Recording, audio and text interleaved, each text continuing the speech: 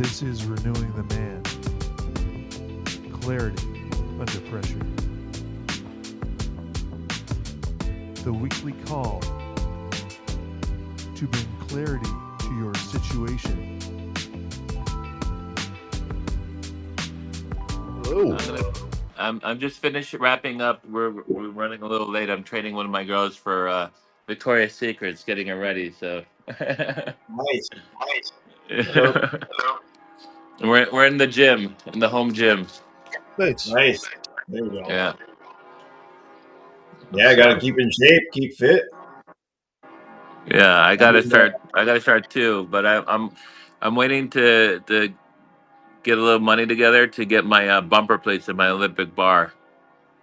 Oh yeah, nice. Yeah. Awesome. I switched it up a So bit. check out. Huh? I was saying I switched it up a bit. I quit the gym and because I got a farm here, so I figured I just Nice. make a few heavy beams, and I got a bunch of pipes, so I'm just gonna make my own weights and Oh, been doing nice. 30-minute bike loop around the farm area at 5 a.m.s. So it's just Wow. Nice. and saves the gym, and then like half an hour of driving at that time of the morning. It's just like, Awesome. you know. Yeah.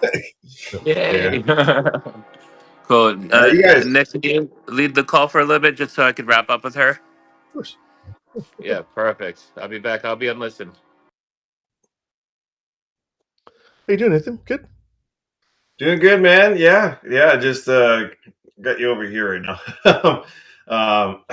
Yeah, can't complain. Just been building things, and been working hard at. I started the sport emotional coaching. I work with sport parents basically and helping them be confidence and support for their kid athlete, Right. and like go over why is their kid starting to buckle under pressure, and kind of use my athletic background in I lived that as well, and so I've been doing that for the last month or so, and it's been building. Got an Instagram account building, so I've been building that while doing the boat canvas, and so that's kind of like juggling, but it's been good. It feels like a good direction. I got two clients so far, so that's okay.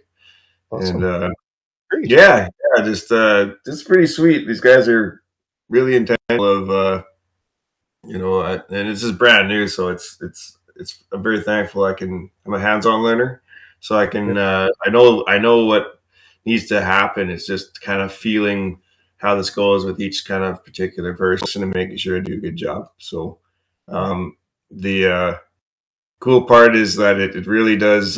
These guys are showing up intentionally, and there's lots of ladies obviously following too, and they're showing up saying what I'm doing isn't working, and I see my kid who's got great potential to do excellent, and they're like there's even some that the kids, you can tell the kids like here, and the rest of the group is here. Like that happens. Yeah, And but now they're obviously being recognized. They hit a level, and now they're suddenly at an age too where it's like they start to just like their emotions stop, and they stop being pumped and stop unlocking their potential. Sure. And a parent can be like, and I'm noticing that there's lots of pressure here, and they're not being themselves. I know that. And so it just goes into, it's like a 8-week plan where they go into what they can do to become better, and to actually essentially become the architect of the actual space that their kid has around performance, and how they're being there for them. And so they're doing all the great intentions of being there and pushing and saying go for it, but they don't understand what's happening inside the kid. So it's been cool. That's been new. Other than that, routine, just keeping on being a good husband, good father, and learning. Yeah, man. What's been the biggest challenge with this new coaching role that you've noticed so far? It's a bit of it's funny because in some areas I understand the principles, but a lot of the it's forcing to trust me to trust myself more, and to bring up I'm kind of like that guy who likes to just really nail it, like all of us do, like just like knock it out of the park. And that's what I bring to the table. I love doing that because I've also have a real big passion for potential. And so the biggest struggle is been more just as I go, I've put the program like pieces together, and I got them. I got the framework. I know what the pathway is, and it's progressing and working well for the people who are asking for help. So. I guess the more it's creating the ability to speak more naturally, where it's just like I'm working on centering that core of me, where it's like I have a strategy, I have what's gonna come from the heart, I have what I know, and that's where people really feel me, when I speak, and I know that's important. Like probably it will be more natural as I go. What I've been trying to dig in and get is that connection where I instead of this scramble of like, oh, make sure you do this, or oh, make sure there's that in there. Oh, this is 10 minutes on this section, or like all the parameters. Like that's good.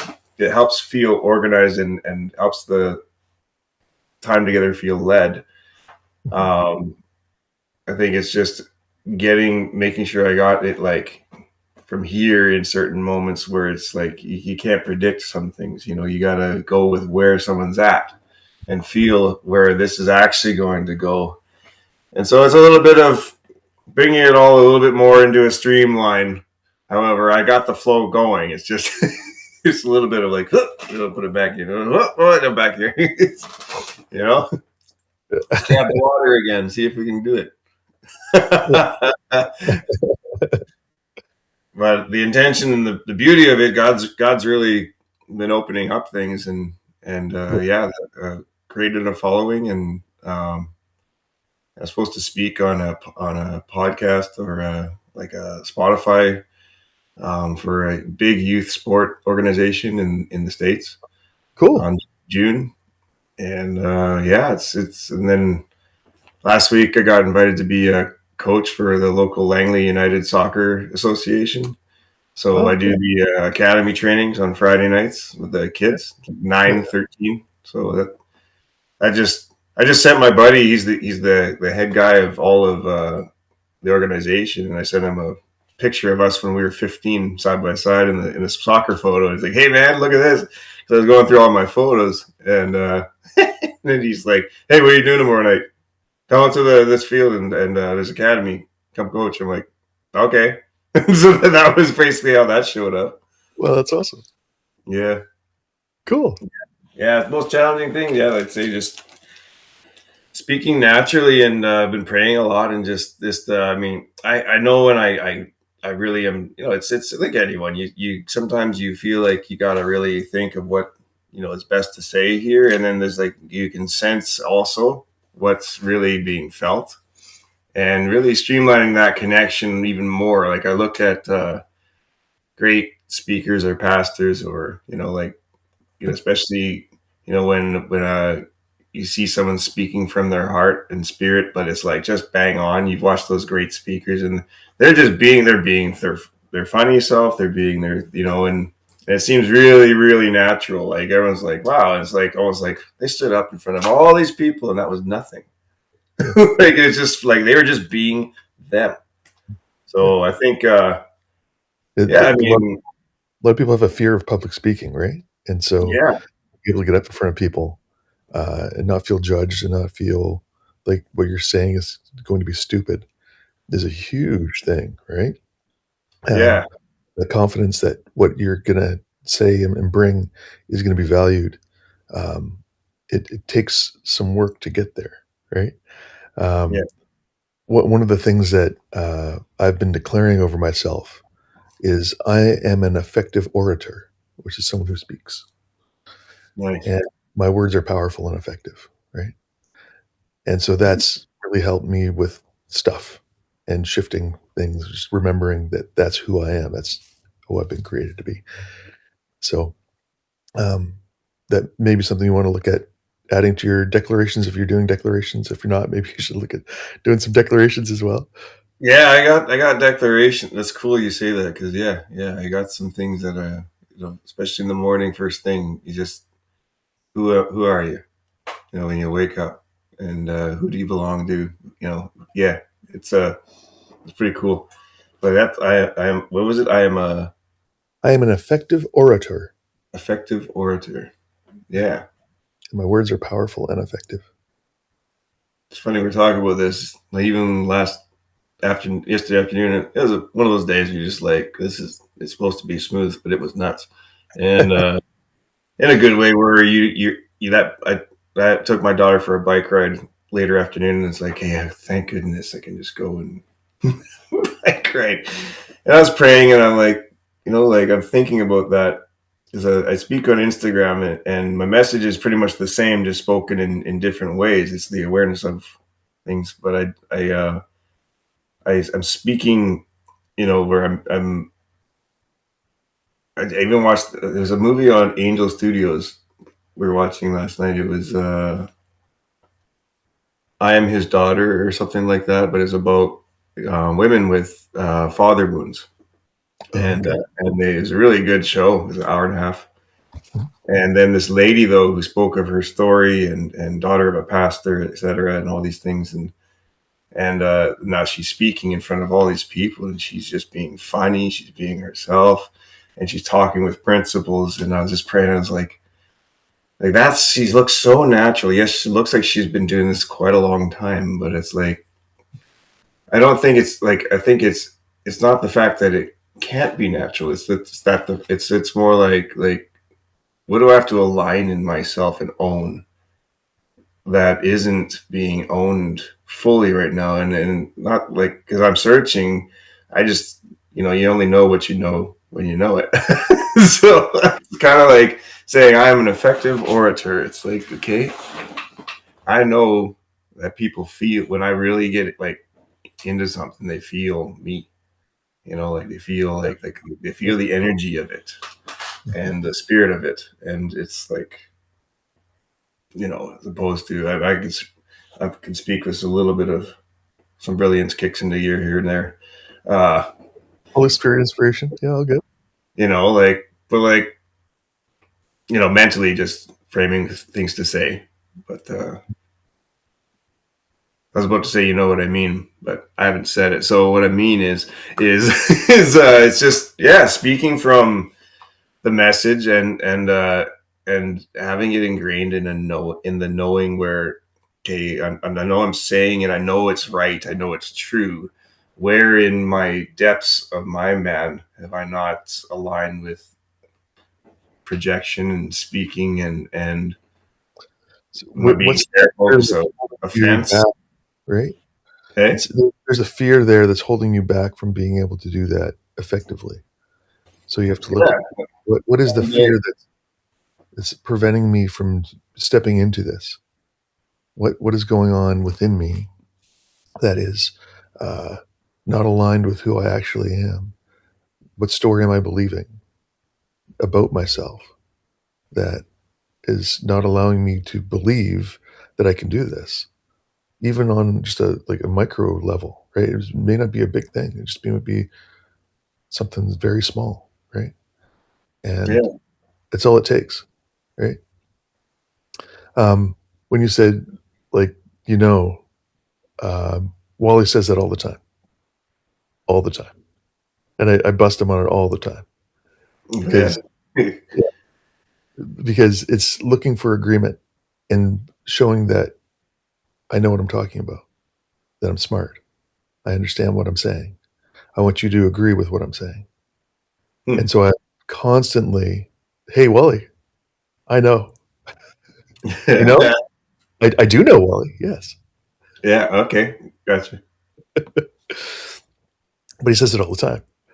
And it's just one of those little idioms that like is so natural to him now. It's such a like ingrained habit that I'm trying to help him get out of that. It's interesting just to hear you say, oh, I was going to say, but I haven't actually said anything. So it's like, oh yeah, it's good. It's good that you actually caught that. What about this one? When I said, okay, gotcha. What was the reason for that? Well, I was really wanting to make sure that you felt that I got you, even if I somewhat got you. I mean, that was nothing. Or I did get you. Got you there, eh?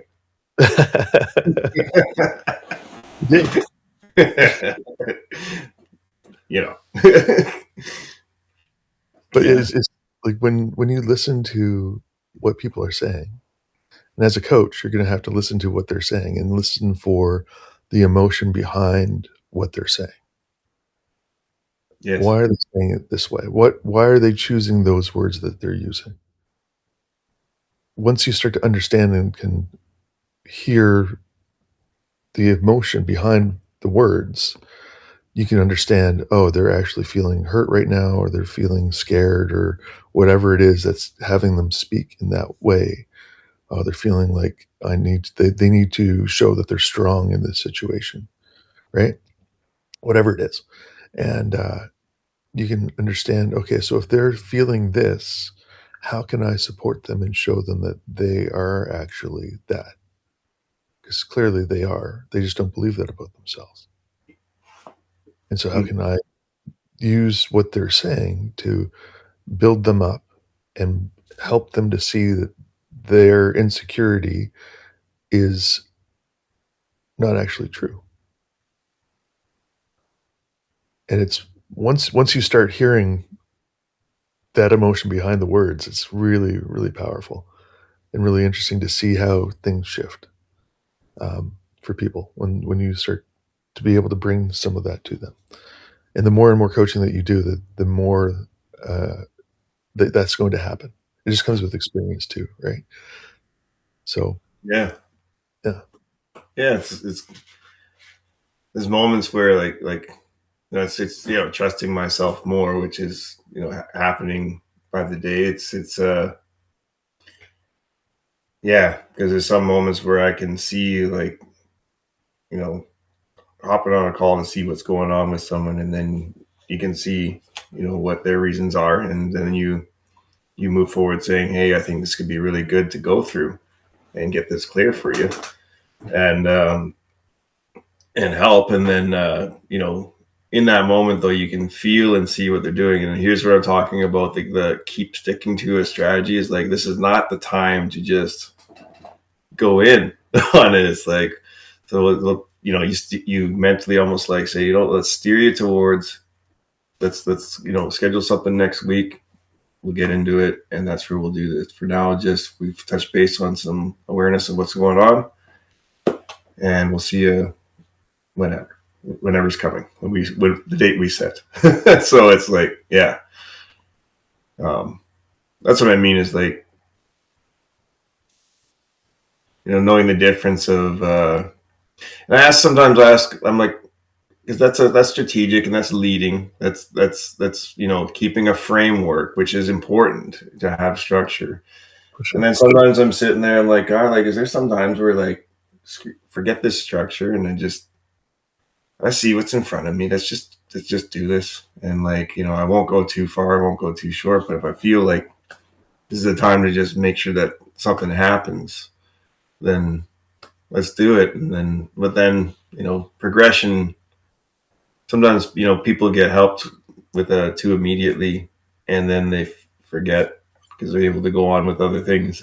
And then, they don't even remember the value of what happened. So it's important to take the time on it. Well, especially if you're teaching someone to do something versus giving them the answer, right? A lot of times people will forget if you've just given them the answer versus them helping them get to the realization about the situation themselves. Yeah.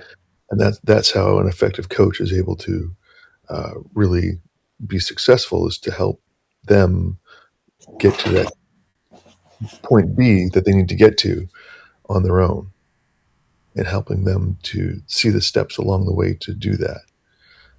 So otherwise, they do just forget or fall back into old patterns or whatever.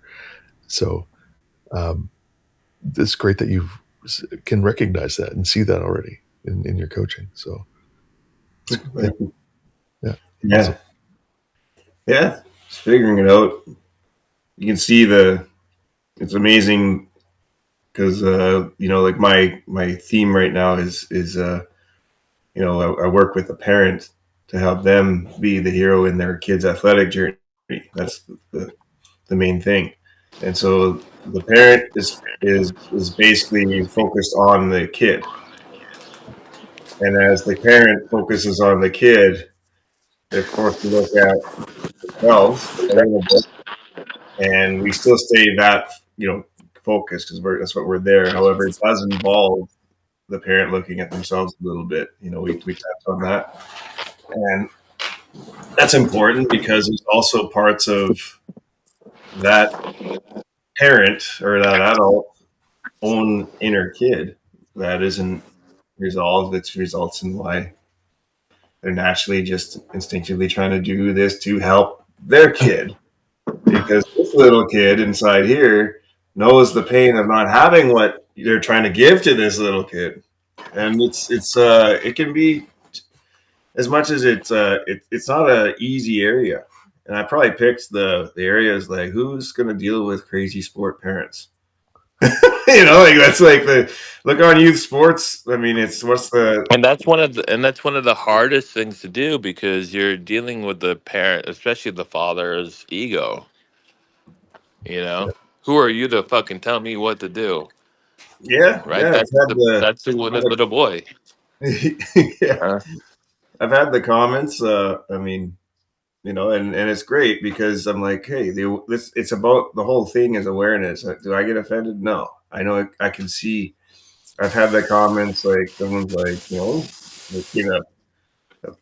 a bad word or whatever, and then they also say like, oh, it's natural selection, man. The kid's got to learn this way. That's just how it goes. And I'm like, but how many kids who have the talent? I mean, yes, you can't help it if someone's good at sports or not. That's it's just how it is. However, there are the ones who, when they're very, very good, they're running with the others and they're up on this high level, and then something happens. They stop being happy in their sport. They stop being. They start buckling a bit more under pressure, and the other ones somehow make it.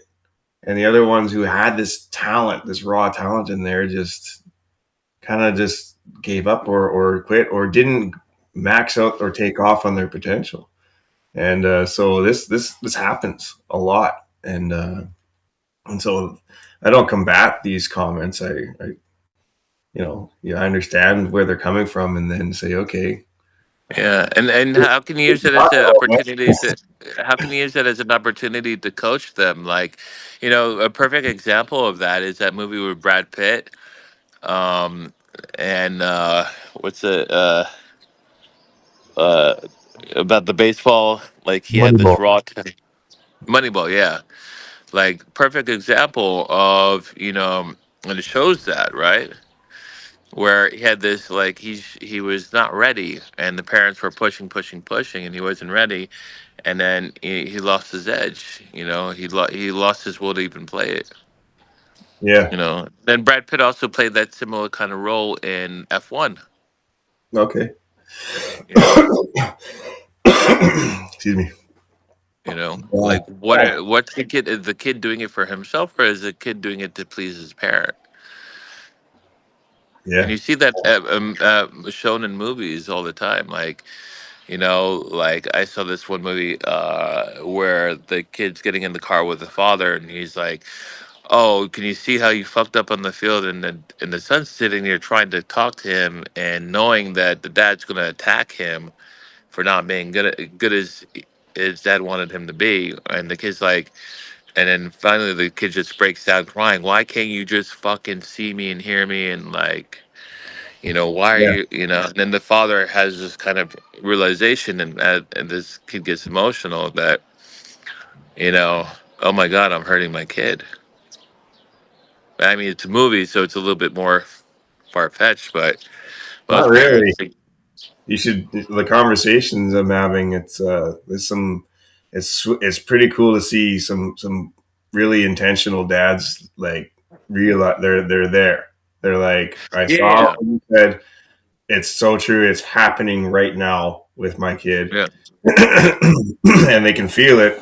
And they're obviously heartbroken a bit about it too, like yeah, any dad who's intentional, like and then they're there to do something though, and it's such a heroic thing to do. Is like, hey, like they put themselves and what they think they know aside to find another way and learn a bit more and yeah, yeah, it's been pretty cool. They and then here's what's cool. It's, speaking of the inner man, is it's totally like obviously you two are the gurus of emotional coaching here, um, and what I know is it forces some of these areas to actually they areas of trust, areas of that you guys have helped me develop as well, um, you know through a lot of my sessions with Wally too, and yeah, it's just the areas of trust and the common things.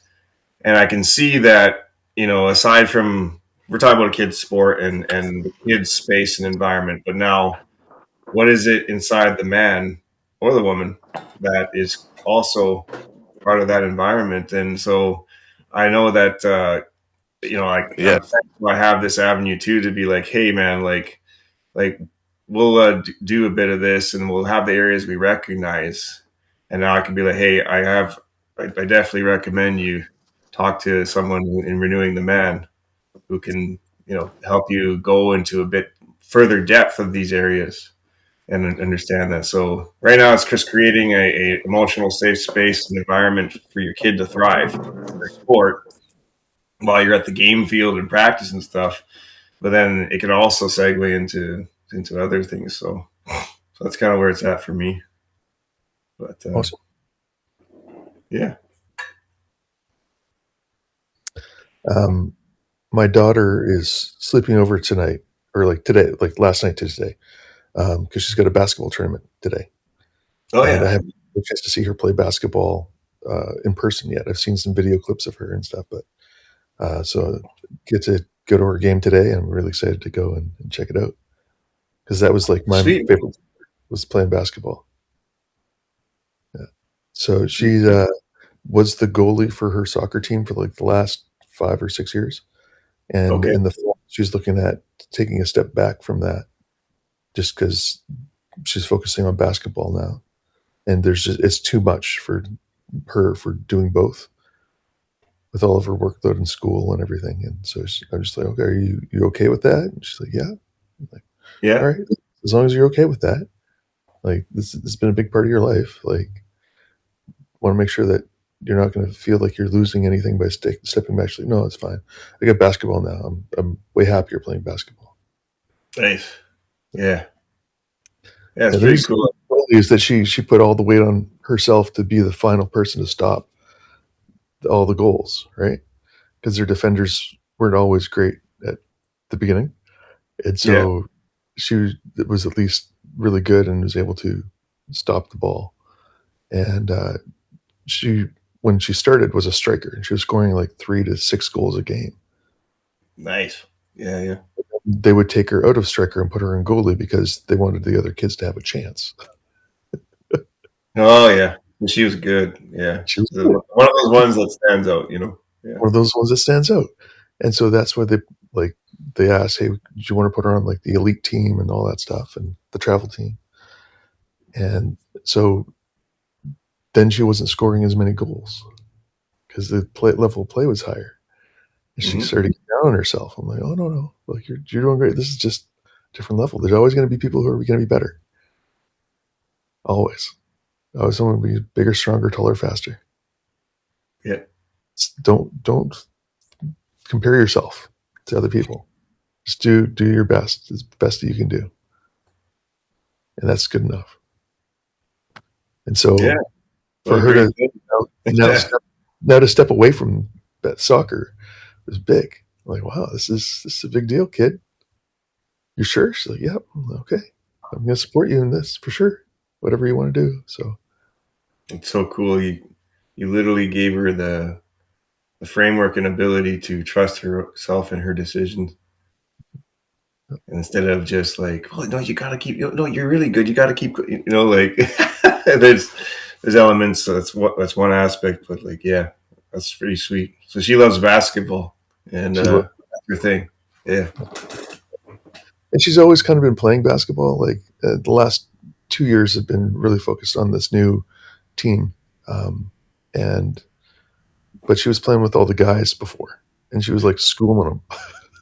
Okay. Which is great, right? Like, just awesome. And I would play with her a little bit from time to time, but we didn't really go and shoot around because like there wasn't a hoop near us. And now she's got a hoop across the street from her house, so we'll be able to go and play more here in the summer. Just go and shoot around. Yeah. Sounds like she's got some natural talent. I mean, you have athletic talent. You told me about that. That makes sense. Yeah, she's been a little athlete right from like day one, man. Like she's been running around doing like somersaults and cartwheels, and then we got her into gymnastics and cheerleading at 4, doing back handsprings, and was a national champion for like the 4-year-old cheerleading team. And it's just like, okay, yeah, this kid's got to stay active. Got it. Yeah. Otherwise, you have too much energy. It's just gonna be unwieldy. Gotta rein her in a little bit by burning some of that off by going and doing stuff. Yes. Yeah. Well, like gymnastics or like a back handspring, I'm pretty sure I've only done that in my life, not on purpose. It was falling off something or flying. Like I'm pretty sure I was in grade 3 or 4 and I tried to jump over the entire and land on my feet, the entire high jump mat in the gym. And we were already doing all because they're teaching us how to do it properly. And then finally we're like, hey, we don't have to class right now. Let's just jump on the mat. So, and I'm pretty sure I dove right over. I kind of missed and then I hit. And then, you do a scorpion. Your legs go over your head and then they touch the ground and come back. And you're like, I'm not supposed to go that way. Yeah, like, what happened? I think everyone saw that and they're just staring. So, yeah. Yeah, it's amazing talent to do that. I'd done some gymnastics when I was a kid. And so when I would take her to the gymnastics thing, like the open gym, like I'd go on like the bouncy track and try and do handsprings and flips and stuff. But I'm much larger and have different weight in different areas compared to what I did when I was a small child. And so it was very different for the first couple of tries. Like, how do I do this now? Like now that I'm big and the spring off of this thing is much springier. So yeah, it's fun. Okay. Yeah. What was it a springboard? So they have like a spring track, so it's like a running spring, so you can do like handsprings over and over and over again, right? Oh, okay, yes, yeah. Sorry, I missed that. Long, like a 30-foot long trampoline, just narrow, long. Oh wow, yeah, it's pretty cool. Yeah, if they really loosen up the calf muscles at this age, going in there. Yeah, it's sweet though to get out and do all that. Like, that's like one thing I keep hearing is I'm listening to these podcasts and all these big time, long time coaches, especially in the States, it seems mostly, and they're all come back to like the area of play, and just like it keeps coming circling back, and I was like, how do I do this? How do we succeed? How does the team succeed? And they bring in these guys to speak and help different programs, whatever kind of sport, and then it's just it seems like I'm finding the common trend is that coach can still see what it means to play in their there's a connection with their kid and the kids, that's a gift. Where like they can see right away why, like how old are these kids again? Well, they're 6. Oh, and you're trying to do strategy. And 70% of your practice is strategy. Oh, okay. Wonder what's missing here. Yeah, it's pretty fun. But I understand, like, structure is important, right? And strategy is important, but there's only so much of that the kid's gonna be able to absorb, right? Yeah. And, they wanna have fun. They're there to have fun. They're there to play, right? They're there to play that game that they are enjoying or their parents want them to enjoy. That's the other thing, right? Yeah. So, you have kids that are there that are just forced to be there that have no real interest, and so they're off looking at the grass or whatever, and, you're trying to rein them all in. And you're not gonna rein them in with some strategy. Yeah. No, it's right? You gotta play against your teammates and have fun against them. Yeah. And what, like, it's kinda just kicking in a bit for me here, is, like, if you look at play itself and fun, it's like, like, a lot of what I'm speaking out there on the advertising part is, the message is, your face, your tone, your energy. Like, what happens when you're playing? You see their face, you hear the excitement in their voice, and you can feel this, like let's go, like we're in it, and so it's cool, like, even from a coaching standpoint, is I'm working on with the parent of what that looks like to be in that environment for their kid, and and then also with the coaching aspect, it's like, okay, I'm doing that live with them right there at the same time. So it's cool to see that and switch it over to like I said to my wife, I said, if I'm teaching all these things, I better be doing them. It's I can't just not step up and be doing it. And so even getting every human being, like you step up to do something in performance, it gets a little nervous. I've been just getting out of my own way more and more, and that's daily what's happening. Awesome. Yeah. It's so important and great to realize that, oh yeah, I need to get out of my own way here. Yeah, it's like I can think of. I was thinking yesterday is a lot of reflection with such a crazy day. With sessions I did, the emotional work with my inner man, and there's times where, like, when I really got to the core of me and my spirit, in healing and forgiveness and different things, and renewing my man through the Holy Spirit and my spirit, like, and understanding that, and I remember just, I think Wally, like, got me to, in the space he had led me to take myself to, that's the cool part, is such a very strong way of making sure that this person is going there for themselves. They're in it, and they can feel the change and shift for themselves. And that was so well done. And as I was in this depth of my core, like, I remember saying who I am, and before God and in God, and it's like this, like, I spoke from a depth in here that was like it sounded like me in an epic movie, like it was like this voice that came out of, and it was from, like, I can't even do it, like, right now I'm speaking here, but it was like from here, and here was everything aligned, and no hesitation. This is what I have to say, and that's that. And I've been thinking about that, because it's like, okay. And then yesterday night I saw this pastor. He was speaking. This is on Facebook Reel, and he was speaking to the congregation, but it was a message all of a sudden he felt he received for the United States, and he just started speaking to them with like literally like that, like a overwhelming like kaboom. This is what it is, and it wasn't he was trying to. It was like it was just coming from Right. the Holy Spirit, Yeah.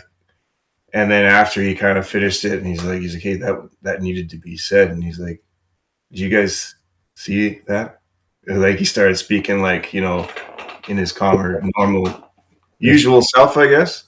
Sure. But the message he spoke came from like this greater source.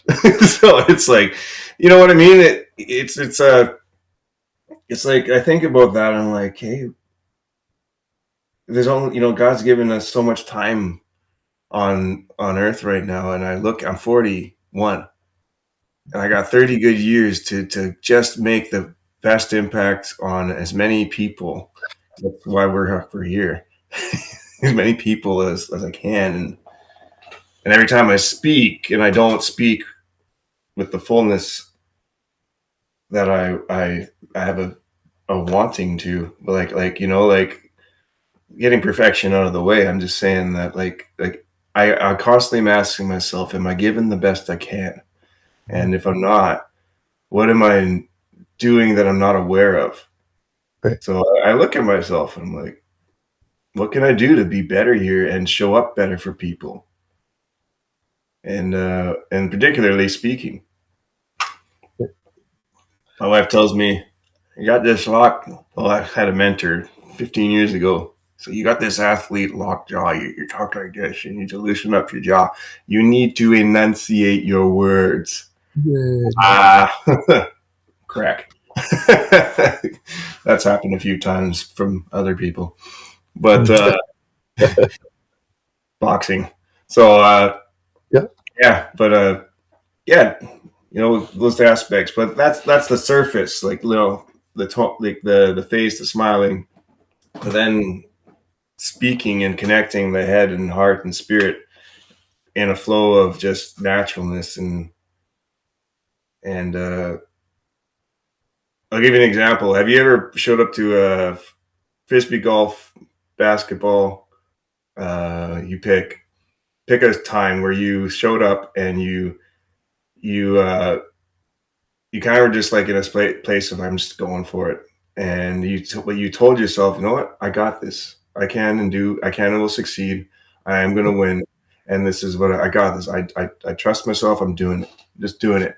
Now you haven't really taken the time to make sure of a bunch of strategic details, but you just said, "Here we are. Let's go," and you did well, and it came to you because you allowed it in many ways, and you decided to just say, I'm gonna have it. Okay. And then there's other times where you were strategic. Hey, like I've prepared, done this or that, I had my morning eggs or whatever it is. I you know, I did.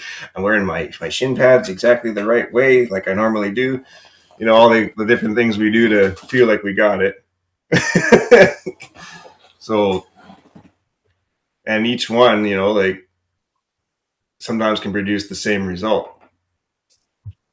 Either way, you're just showing up. So what do you think the difference is there? Like, which one would be more powerful? Is it which one makes sure of a performance? Is it the one that's prepared with all the little details and a lot of that is here? Or is the one who actually says, has awareness here that, yeah, everything's, I got some things, but not all of it. And, but I'm choosing to believe I can do this. So there was a time where I needed to have all the answers, and not having the answers led me to do lots of deep dives into things, because if I had the answers, then I knew that I'd be okay. So I would show up to a place for disc golf or whatever I've never been to before, and okay, like, I don't know what's here.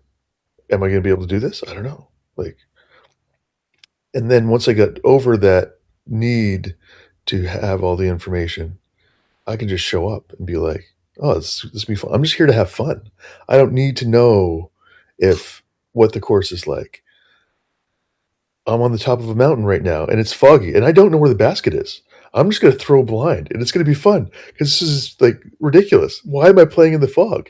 Like, this is nuts, Yeah, but yeah. I'm doing it 'cause I'm here, right? And and then after 3 holes, the fog lifted, and the rest of the round was amazing, right? Hmm. But that initial fear, like, "I'm gonna lose my discs, I don't know what I'm doing, I don't know what's like, this is stupid." I had to get over all of that in that moment, right? And it was powerful. And then it was just, like, one of the best times I ever had, like, playing disc golf. It's Yeah. great. Yeah. Yeah. And, like, do you remember that the feeling after where, like, because like, with the stress of worry, the Yeah. cortisol spikes, all that stuff, Yeah. um, that after where you're just like, "Okay, phew, that worked out." It did go well. I did know what I was doing, Sure. and, Well and well so well, when I got there, I'm like, "Lord, what do I do?" Like, it's foggy, like, I can't see anything. He's like, "What do you wanna do?" Yeah. "I I wanna play disc golf, but, like, can I?" He's like, "I don't know, can you?" Like, "Well, yes, I can. Should I?" "Well, that's different. Should and can are different, right, Nick?" I'm like, "Yeah. So, should you play disc golf right now?" "Well, I've just driven an hour and a half to get here. It's do I drive an hour and a half back to where I'm staying, or do I stick it out to see if maybe something changes?" "Okay. I'm gonna I'm gonna go."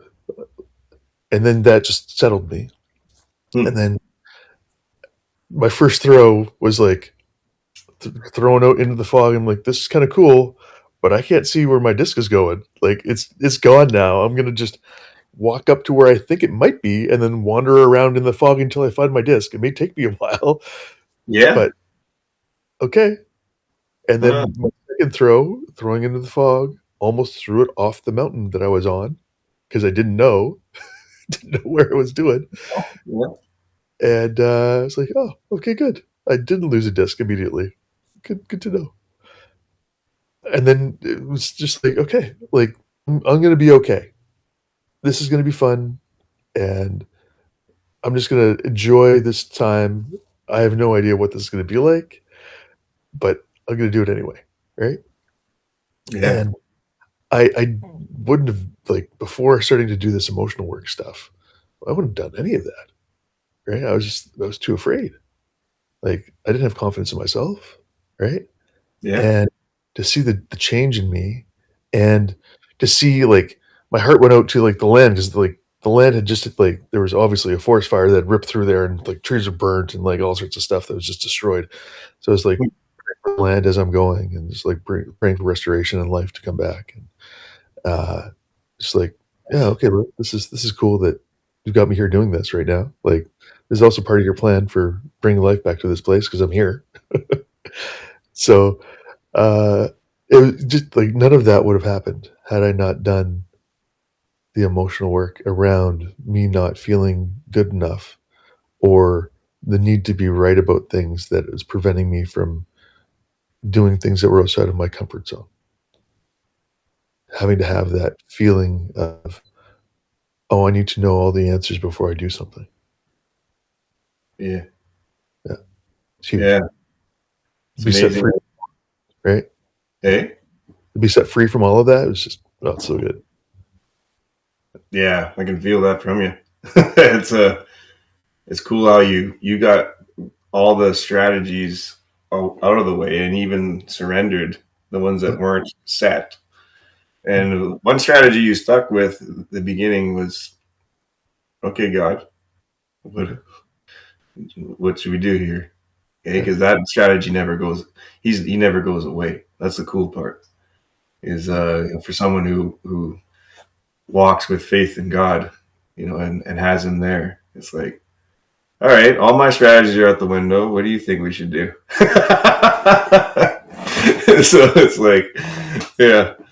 and his Then son, it he's was, like, "What do you wanna do?" Right? Like, and he just wants to spend time with me and do stuff with me, and it's like, "Okay, like, cool."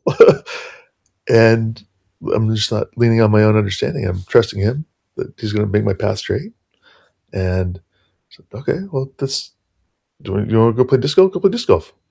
"Okay, cool, great, awesome, this gonna be fun." Right?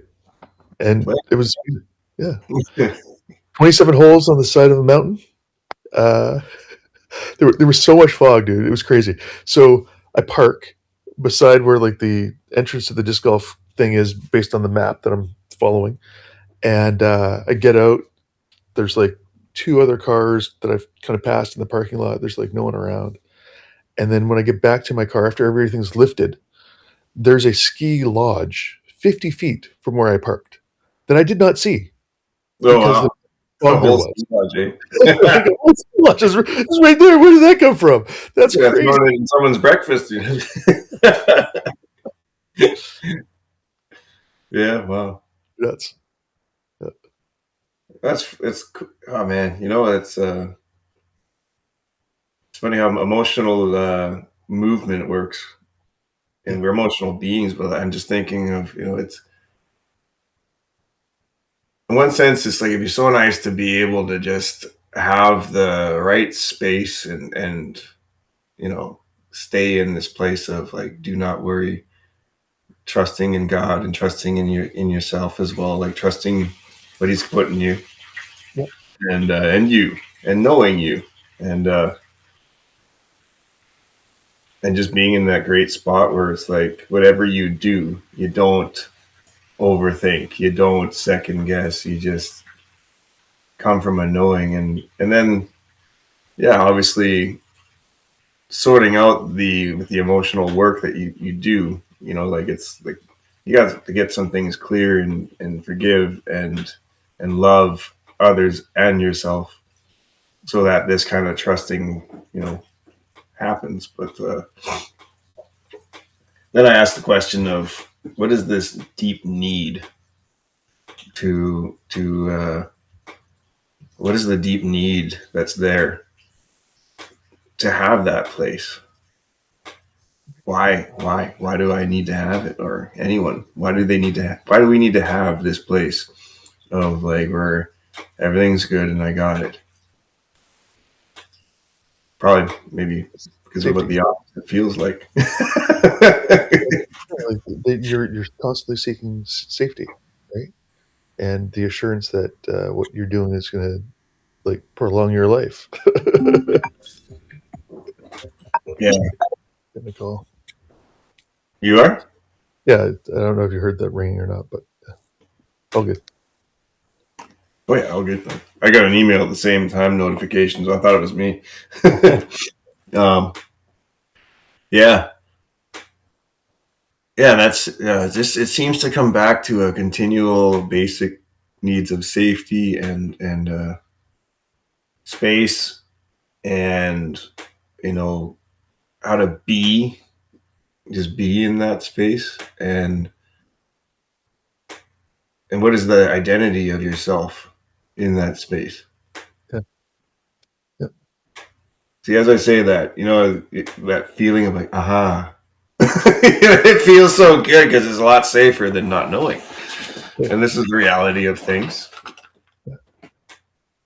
And all fear of not knowing is just a fear of death, really, is what it is. And what you said earlier, really, I've got till 70 to be and do. It's like, you don't know that. You may have 150 years past that, but you're limiting yourself with your words right now to just 30 more years. Yeah, there's a belief level in me, probably based off a strategy, like someone telling me the average life expectancy. And you've agreed to that average life expectancy, that, yeah, I'm only going to live this long. Well, technology is changing in such a huge way. Yes. And everything is like the lifespans of people have increased dramatically. That may not be true in another 30 years, except you've already spoken that over yourself. And so your body's already in agreement with what you've said. And so now your body's like, oh, it's been 30 years. It's time for me to die. So you start to break down. Yeah. That's why, like, oh man.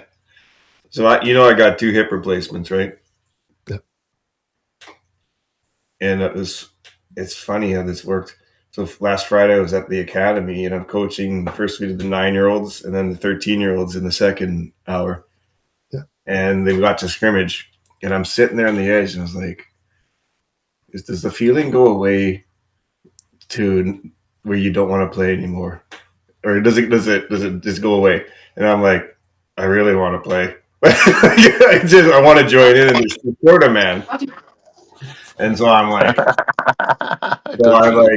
and the other coaches are like, really? Because I'm the oldest coach there out of these group of guys, and they're like, you want to go in? I was like, hey, yeah, I'll go in. Let's go.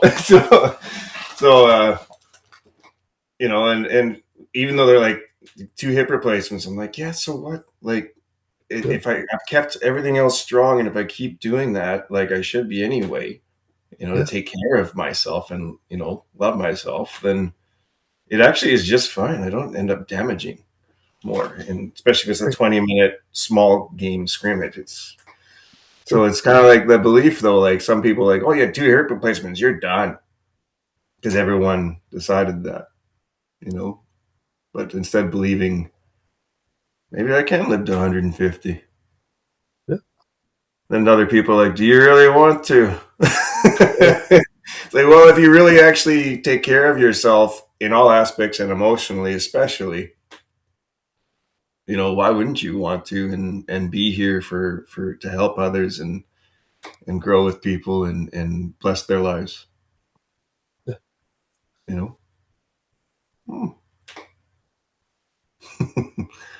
I like your shirt. What does that say there? Descendants. And then in the middle, it's got the Milo from Descendants little figure in the coffee. Nice. There you go. One of their songs is called Coffee Mug. And so this is a coffee mug. Okay. Yeah. The song is 30 seconds long. Well, if we live to 150, it's going to be definitely for our descendants. You got that age, seeing your great grandchildren, maybe great at that point. Great. Yeah. A couple of greats. Yeah. That'd be great. Yeah. Yeah, for sure. Man. All right. Well, I think we'll wrap it up a couple minutes early here. I've got men's breakfast I'm going to go and cook for. No problem. I got breakfast too. My church's 30th anniversary this weekend, so cool. Yeah. At the church, and so I've been tapped to help cook some food for some guys, and I'll be playing on the worship team tomorrow, and that's sweet, man. I'll share something with you guys. Greg and Erica invited me to officiate their wedding. Oh wow! You got. Cool. I don't know what it's like in Europe, but you got to get I think you no, in Texas. I'm gonna do it in Austin, in Texas. Oh, cool! That's gonna be sweet. Yeah, Texas. Yeah, they called me yesterday. I was like, "What? Serious? Oh my god! All right, yeah, I'll do it." That's brilliant, man. Yeah. Awesome stuff. Yeah, super cool. Officiating weddings now too. Right. Right. Good stuff. Good stuff. All right, guys. I'll let you go. Okay, man. Good to see you guys. All right, bye. Have a wonderful week. We'll see you later. Bye for now.